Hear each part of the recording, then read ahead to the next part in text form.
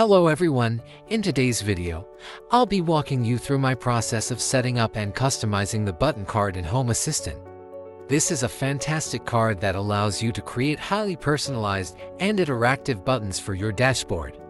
I'm still learning the full range of features and possibilities that this card offers, but I've already managed to integrate it into my system for some really cool use cases. Whether you're just starting out with Home Assistant or looking to enhance your dashboard with more custom options, I hope this video will help you get a better understanding of how to use the custom Cologne button dash card and explore its potential. If you don't have HACS integrated yet, don't worry. I'll leave a link in the description below with instructions on how to install it. Whether you're just starting out with Home Assistant or looking to enhance your dashboard with more custom options, I hope this video will help you get a better understanding of how to use the custom Cologne button dash card and explore its potential. If you already have the custom button card integration installed, let's move on to creating a new button. One of the most complex elements in my system, with the most options, is my Rotenso air conditioning. That's why we'll focus on it for this tutorial. Rotenso's climate control system has a lot of features, and by using the custom button card, we can really make it stand out on the dashboard. I'll show you step by step how to set up a button for controlling it and display its various states in a way that's both functional and visually appealing. Let's start by adding the entity for our air conditioning system and setting up the appropriate icon, just like we would for any standard button. Now let's move on to styling our button. The first thing we'll focus on is the font size for the button's name. By default, the text might appear too small or too large for your liking, so we'll adjust it to match the look we want. Next, we'll be adding a shadow effect to the entire button, which will change color depending on the state of our air conditioning. This is a great way to visually represent different states of the device without overwhelming your dashboard. The first two parameters define the horizontal and vertical offsets of the shadow. The third is the blur radius, the fourth is the spread radius, and the last specifies the color of the shadow, which is typically defined in the theme or the card configuration. When the air conditioner is cooling, we'll set the shadow to be blue, and when it's heating, the shadow will change to orange. This allows us to immediately know whether the system is in cooling or heating mode just by looking at the button.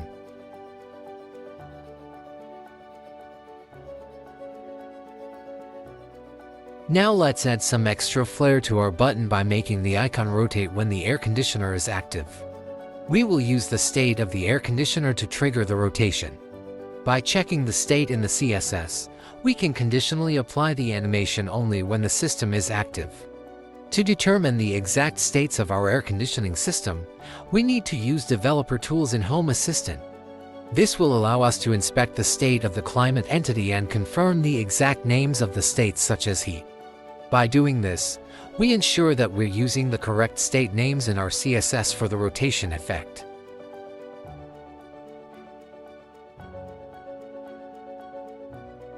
Next, we'll add 3 additional values to our button, 2 temperature readings, one for the room temperature and one for the outside temperature, as well as the humidity level.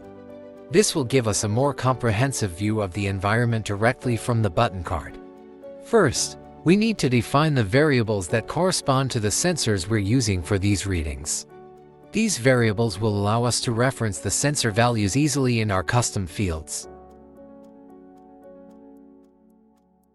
Next, we have to define grid for our button layout with all variables and icons. Grid template areas defines a grid area named temp where the custom field will be placed. Grid template columns specifies one column that takes up the entire width. Grid template rows specifies one row that takes up the entire height. One FR is a CSS grid unit that represents a fraction of the available space, distributing it proportionally among grid columns or rows. The custom underscore fields section allows you to define additional elements inside the button. Each field is written using JavaScript template literals inside triple square brackets.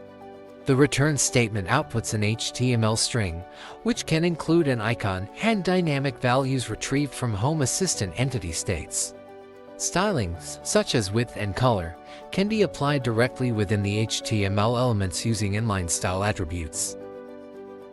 When working with the custom_fields section, it's crucial to pay attention to proper formatting and the use of correct characters. In JavaScript template literals, always use backticks instead of single quotes or double quotes. Incorrect use of quotes may cause syntax errors or prevent the code from functioning properly. Proper formatting ensures that Home Assistant correctly interprets the HTML and dynamic values inside the button. Now, let's add an icon to our variable.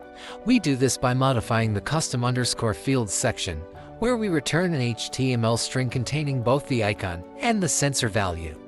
This ensures that the displayed information is visually clear and easy to read.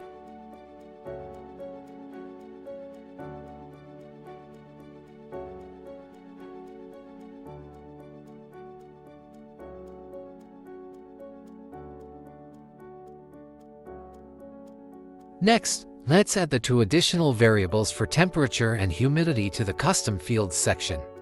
This will allow us to display multiple sensor values on the button.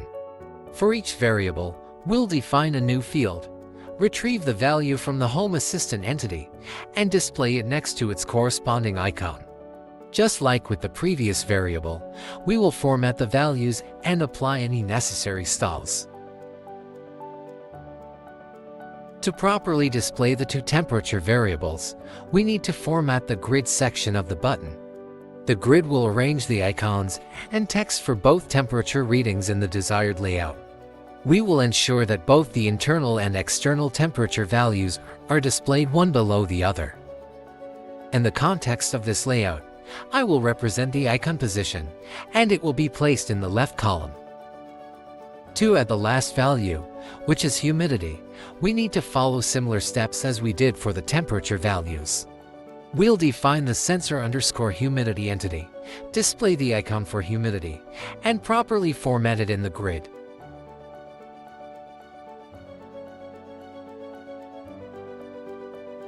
Home Assistant automatically escaped the double quotation marks in the grid template areas property, converting them into \escape versions.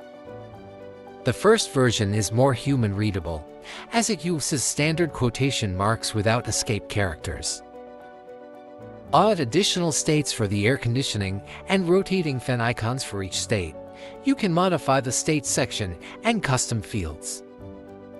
Now, let's move on to adding additional buttons that directly trigger specific functions of our air conditioning system, bypassing the need to open the HACS options menu. To do this, we will create custom buttons that directly activate the desired function, such as turning on heating, cooling, or setting the system to auto mode. Each button will be configured to send a call service action to Home Assistant, telling it to set the HACS mode to the function you want. To achieve this, we will use additional tools available through HACS, specifically horizontal and vertical stacking. After preparing the layout of our buttons, we now move on to parameterizing them. This step is crucial as it involves setting up the specific functionality for each button. By defining the correct parameters, we can make sure that each button triggers the desired action, such as turning on the heating or cooling mode, without needing to open the air conditioning options. This will create a more streamlined and efficient control interface. Next, we define a tap action that triggers a service call when the button is clicked.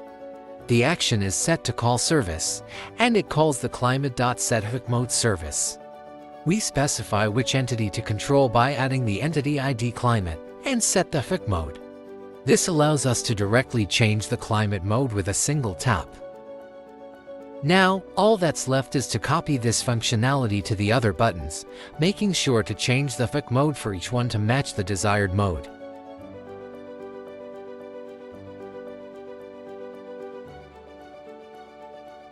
At the end, we'll refine the appearance of our integration. The active buttons will only change color and add a shadow, just like the tile we worked on earlier. This gives the interface a clean and consistent look, with visual feedback indicating the current state of each button.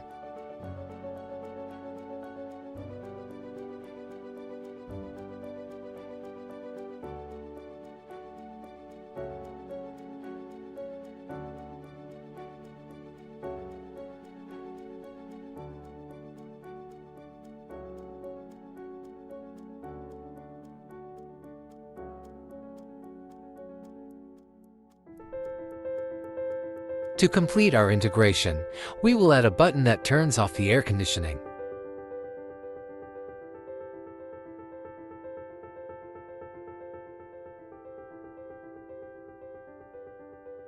To summarize, in this tutorial we've walked through the process of setting up and customizing the button card integration for controlling and monitoring our air conditioning system in Home Assistant. We've created functional buttons, applied dynamic styling, and added interactivity to make the interface user-friendly and intuitive. If you found this video helpful, don't forget to hit the like button and subscribe to the channel for more tutorials. Your support is greatly appreciated, and it helps me create more content for you. Thanks for watching.